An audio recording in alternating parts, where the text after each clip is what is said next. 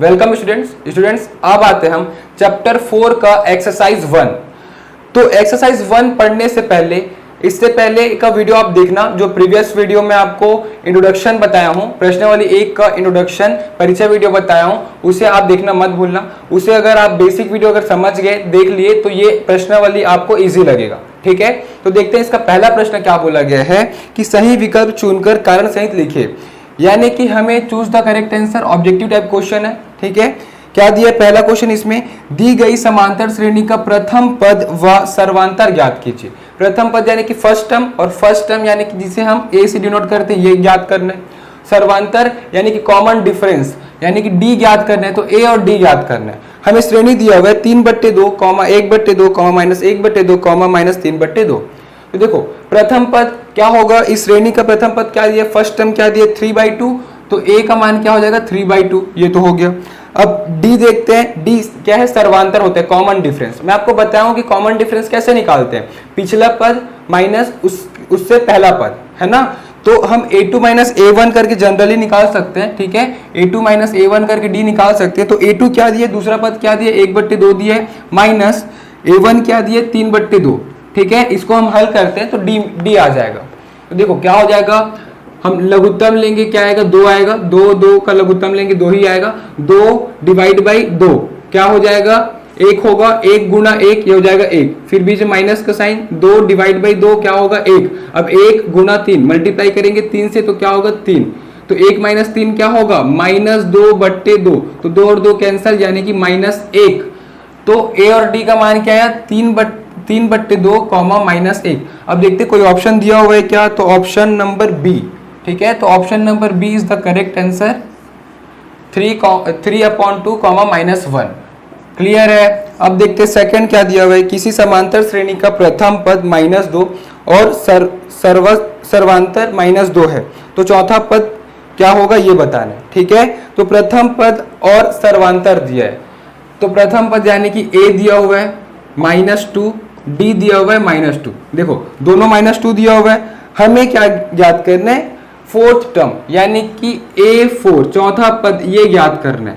अभी कैसे हो पाएगा, तो बेसिक वीडियो में, परिचय वीडियो में मैं आपको an का फॉर्मूला बताया था, व्यापक पद का, बस वही फॉर्मूला को यहाँ पे लगा देना है। ठीक है, तो हमारे पास फॉर्मूला है an = a + n - 1d।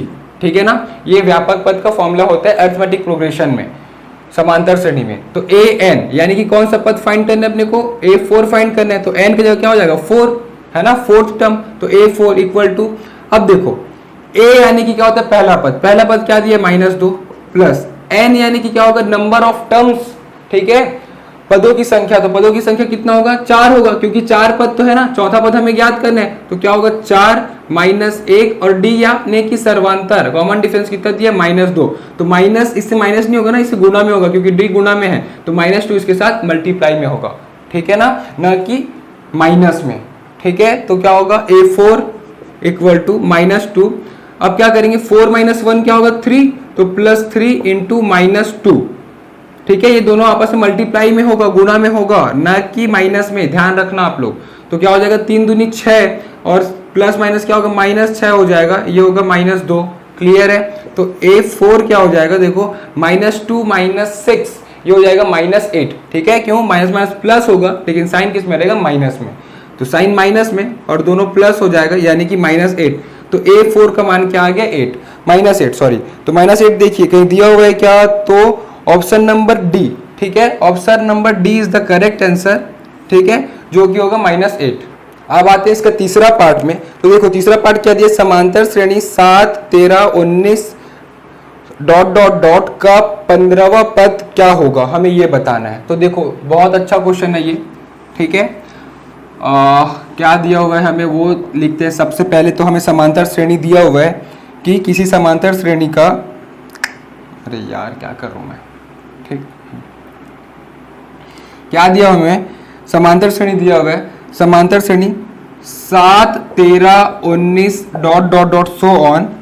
हमें 15वां पद ज्ञात करना है, यानी कि a15 ज्ञात करना है। ठीक है, a15 ये हमें ज्ञात करना है, ये फाइंड करना है। कैसे होगा फाइंड ये, तो देखो a15 के लिए हमें क्या चाहिए होगा, जैसे कि a4 के लिए हमें a4 जब ज्ञात किए तो एन और डी का मान पता होना जरूरी था, वैसे यहाँ भी हमें ए, डी और एन का मान पता होना चाहिए। ठीक है, तो जो कि हमें A15 निकालना है, यानी कि AN का फॉर्मूला क्या होता है, तो AN यानी कि A15, इसका मतलब क्या हो जाएगा, N का मान 15 हो जाएगा। ठीक है, 15वां पद याद करना है, यानी कि पदों की संख्या क्या होगा, 15 होगा, 15। और A क्या दिया हुआ है वो लिखते हैं सबसे पहले, पहला पद 7 है और n बराबर लिख लेते हैं, 15वां पद निकालना है तो n बराबर 15 हो जाएगा। D निकालते हैं, D क्या होता है, A2 माइनस A1, तो A2 यानी कि क्या होगा, 13 माइनस 7, तो 13 में 7 घटा देंगे कितना बचेगा, 6। ठीक है, 7 3 10, 10 और 3 13 यानी कि 6। ठीक है, अब देखो AND का मान आ गया। अब हम व्यापक पद का सूत्र लगाते हैं, AN equal to A plus N minus 1D। A हमें कितना ज्ञात करना है, 15, तो A15 इक्वल टू A का मान क्या है, 7 प्लस N माइनस 1, तो N क्या है, 15 माइनस 1 और D का मान क्या है, 6, तो A15 इक्वल टू 7, 15 में 1 घटा देंगे कितना बचेगा, 14 गुना 6। ठीक है, तो 14 छक्के प्लस 7, तो क्या हो जाएगा, देखो 6 चौक 24 का 4 कैरी 2, 6 कम 6 और 7 8 84, 7 और 84, ये क्या हो जाएगा, ये हो जाएगा 91, यानी कि 91 दिया हुआ है क्या ऑप्शन, तो ऑप्शन नंबर ए दिया हुआ है, तो हम यहाँ बोलेंगे कि option number A is the correct answer, A15 is equal to 91। Clear है। अब फोर्थ देखते हैं, तो देखो फोर्थ क्या दिया, किसी समांतर श्रेणी का प्रथम पद 4, यानी कि देखो इसे अब आप लोग बनाना। ठीक है, क्या दिया हुआ है मैं यहाँ पे समझा देता हूँ कि फोर्थ, किसी समांतर श्रेणी का प्रथम पद 4 दिया हुआ है, यानी कि A दिया हुआ है 4, और क्या दिया, सर्वांतर यानी कि D दिया हुआ है -4, तो nवा पद क्या होगा, हमें ये ज्ञात करना है। nवा पद यानी कि AN, जैसे कि 15वां पद ज्ञात करना था तो A15 4, और चौथा पद ज्ञात करना था तो A4, वैसे ही nवा पद के लिए AN ज्ञात करना है। क्लियर है, तो यहां से क्या होगा, A, D और N का मान चाहिए होता है। ठीक है, तो A और D का तो मान दिया है, N का मान नहीं दिया है, तो हमें nवा पद ज्ञात करना है, मतलब N की जगह N ही रखना है। ठीक है, तो देखो मैं इसको हल कर देता हूं, क्या हो जाएगा, AN equal to A plus N minus 1D, यही फॉर्मूला लगेगा, तो AN की जगह AN ही रहेगा, क्योंकि AN ही तो हमें ज्ञात करना है, इसका मतलब इसका व्यापक पद ही हमको ज्ञात करना है। ठीक है, तो क्या होगा, A 4 और N क्या होगा, N का N ही रहेगा, और D क्या होगा, -4, जो कि गुणा में होगा, तो क्या होगा, AN इक्वल टू 4 प्लस, देखो ये गुना हो जाएगा इसके साथ, तो हम इसको क्या लिख सकते हैं, -4 से गुना होगा, -4n हो जाएगा। ठीक है, -4n माइनस प्लस होगा, ये 4, तो +4 प्लस 4 क्या हो जाएगा, 8 हो जाएगा। इसका मतलब हम इसको लिख सकते हैं 8 - 4n। ठीक है, तो 8 - 4n आ जाएगा an का वैल्यू, दिया हुआ है कि ऑप्शन, तो 8 - 4n, ये है ऑप्शन नंबर सी। तो हम यहाँ पे बोल सकते हैं कि option number C is the correct answer. Clear. अब बच गया लास्ट, देखो क्या दिए, समांतर श्रेणी 3 8 13 18 का कौन सा पद 78 है, कौन सा पद 78 है, हमें ये बताना है। ठीक है, तो इसे आप लोग नोट कर लो, यहाँ पे मुझे स्पेस का प्रॉब्लम हो रहा है तो मैं इसको रब करता हूँ, फिर यहाँ पे समझाऊंगा। क्लियर है, तो इससे पहले आप लोग नोट कर लीजिए। तो अब देख लेते हैं इसका लास्ट पार्ट, जो कि है 5वां, क्या दिए, समांतर श्रेणी 3 8 13 18। ठीक है, 3 8 13 18 dot dot dot up to so on का कौन सा पद 78 है। हमें ये बताना है कि इसका कौन सा पद होगा जो 78 होगा। ठीक है, ये हमें पूछा गया, जैसे कि ये पहला पद A1 है, A2 है, A3 है, A4 है, वैसे ये A क्या होगा, 78, ये हमें ज्ञात करना है। इसका मतलब n का वैल्यू ज्ञात करना है ना, क्योंकि AN ही होगा ना, लास्ट AN ही होता है, इसका मतलब हमें n बराबर क्वेश्चन मार्क ये ज्ञात करना है। क्लियर। तो देखो कैसे होगा, हमारे पास A क्या दिया हुआ है 3, और D क्या दिया वो भी लिख लेते हैं। D यानी कि 8 - 3 करेंगे कितना बचेगा, 5 बचेगा, इसको मैं डायरेक्ट लिख लेता हूँ। ठीक है, A2 - A1 करेंगे तो क्या होगा, 8 - 3 5 होगा, तो A D का वैल्यू तो मिल गया। अब हम व्यापक पद का सूत्र लगाते हैं, AN equal to A plus N minus 1D। ये AN को हम L भी बोलते हैं, यानी कि अंतिम पद। अगर अंतिम पद दिया होगा, लास्ट टर्म दिया होगा, तो हम यहाँ पे रखेंगे, यानी कि इसको हम L से भी लिखते हैं। ठीक है, AN को L भी लिखते हैं, लेकिन हमें देखो इस क्वेश्चन में दिया हुआ है अंतिम पद कितना दिया, 78, AN दिया हुआ है 78, यानी कि 78 इक्वल टू A का मान क्या दिया, 3 प्लस N का वैल्यू हमें ज्ञात करना है, फाइंड करना है, D का वैल्यू कितना दिया, 5। क्लियर है। ये जो 3 है प्लस में इधर आके माइनस में हो जाएगा, तो 78 माइनस 3 बराबर n माइनस 1 इंटू 5, ये हो जाएगा 75 n माइनस 1 इंटू 5, ये जो इंटू 5 है इधर आके डिवाइड बाई 5 हो जाएगा, तो 75/5 n माइनस 1, तो क्या होगा, ये 5 एकम 5 और ये हो जाएगा 7, यानी कि 5 पंचे 25, ये हो जाएगा 15 पंचे 75, ठीक है, 15 इक्वल टू n माइनस 1 का वैल्यू है, -1 इधर आके +1 हो जाएगा, तो n का वैल्यू क्या होगा, 15 + 1 16, ठीक है। तो मैं यहाँ पे लिख सकता हूँ कि n इक्वल टू 16। क्लियर है ना, ये क्या हुआ, ये जो -1 इधर आके +1 हुआ, तो 15 के साथ 1 जुड़ गया तो क्या आ गया 16। क्लियर है, तो n हो गया 16। अब देखते हैं ऑप्शन दिया है क्या 16, तो 16वां पद दिया हुआ है ऑप्शन नंबर बी, ठीक है। तो option number B is the correct answer. Clear है, तो इस प्रकार से बनेगा प्रश्न क्रमांक 1, इसे आप लोग नोट कर लीजिए। स्टूडेंट्स अब देखते हैं प्रश्न क्रमांक 2। तो देखिए क्वेश्चन नंबर 2 क्या दिया हुआ है, निम्नलिखित श्रेणियों में कौन सी समांतर श्रेणी है, कारण बताइए। ठीक है, तो हमें A B C D E ये 5 समांतर श्रेणी है कि नहीं ये बताना है। ठीक है, 5 क्वेश्चन दिया है, हमें ये बताना है कि वो अरिथमेटिक प्रोग्रेशन में है कि नहीं। और मैं आपको बेसिक वीडियो यानी कि जब परिचय वीडियो बताया था, फिर मैं आपको बताया हुआ था कि हमें कैसे पता कर सकते हैं कि दिया गया श्रेणी एक समांतर श्रेणी है कि नहीं। ठीक है, उसी कॉन्सेप्ट को यहाँ फॉलो करेंगे। तो देखो क्या दिया है, सबसे पहले A comma A square comma A cube comma A का power 4 dot dot dot up to so on. देखो हमें ये बताना है कि ये समांतर श्रेणी में है कि नहीं। ठीक है, सिंपली तो हमारे पास कंडीशन है समांतर श्रेणी के लिए फॉर अरिथमेटिक प्रोग्रेशन क्या होता है, A3 माइनस A2 जो है वो बराबर होना चाहिए A2 माइनस A1 से। यही कंडीशन है। ठीक है, कि पिछला पद माइनस पहला पद बराबर होना चाहिए पिछला पद माइनस पहला पद से, यानी कि यहाँ का जो डिफरेंस है वो डिफरेंस यहाँ के डिफरेंस से बराबर होना चाहिए। ठीक है, ये बोलने का मतलब था। तो देखो क्या होगा, A3 क्या दिया हुआ है, फर्स्ट सेकंड थर्ड टर्म दिया हुआ है A क्यूब माइनस A2 क्या दिया, सेकंड टर्म A स्क्वायर बराबर A2 क्या दिया, यानी कि सेकंड टर्म क्या दिया हुआ है A स्क्वायर, A1 यानी कि पहला पद क्या दिया A। अब इसको हम हल करते हैं, A cube minus A square, यहाँ से A स्क्वायर कॉमन आएगा, क्या हो जाएगा A माइनस 1 इक्वल टू यहाँ से क्या कॉमन आएगा, A स्क्वायर कॉमन आएगा, और सॉरी A कॉमन आएगा, क्या बचेगा यहाँ पे A माइनस 1। तो अगर हम देखें तो दोनों बराबर नहीं है। क्यों, क्योंकि ये A स्क्वायर है, ये A है, ये ब्रैकेट का टर्म तो सेम है लेकिन ये अलग है, तो हम बोल सकते हैं A नॉट इक्वल है। ठीक है, तो लेफ्ट हैंड साइड इक्वल नहीं है राइट हैंड साइड से, अतः दिया गया श्रेणी समांतर श्रेणी में नहीं है। ठीक है, तो हम यहाँ पे लिखेंगे अतः समांतर श्रेणी में नहीं है, में नहीं। क्लियर है, ये हो गया पहला का आंसर। अब देखते हैं इसका बी क्या दिया हुआ है, √2 √8 √18 √32 dot dot dot up to so on. ठीक है, ये दिया गया। हमें ये बताना है कि समांतर श्रेणी में है कि नहीं। सबसे पहले हम इसका सिंपलेस्ट फॉर्म में चेंज करेंगे। सिंपलेस्ट फॉर्म मतलब जो वर्गमूल 8 है उसे हम 2√2 ऐसा लिख सकते हैं ना, वैसे ही इस सबको हमें सिंपलेस्ट फॉर्म में चेंज करना होगा। तो देखो √2 तो अपने सिंपलेस्ट फॉर्म में √2 रहेगा, √8 को हम क्या लिख सकते हैं, तो 8 का हम लघुत्तम लेंगे, तो 8 का लघुत्तम लेंगे क्या आएगा, 2 एलसीएम लेंगे तो क्या होगा 4, फिर 2 दूनी 4, 2 एकम 2, यानी कि 3 बार आएगा 2, तो 3 बार 2 को हम क्या लिख सकते हैं अंडर रूट के अंदर। तो ये जो पेयर किसका बन रहा है 2 का, तो 2 बाहर हो जाएगा, जो बचा वो अंडर रूट के अंदर, ऐसा ही तो बनता है। ठीक है, तो पेयर किसका बना, जोड़ा किसका बन गया 2 का, और क्या बच गया 1 2 बच गए, तो 2√2 हम इसको लिख सकते हैं। ठीक है, √18 को क्या लिख सकते हैं, तो हमें 18 का एलसीएम लेना होगा, तो क्या 2 से जाएगा 9 बार में।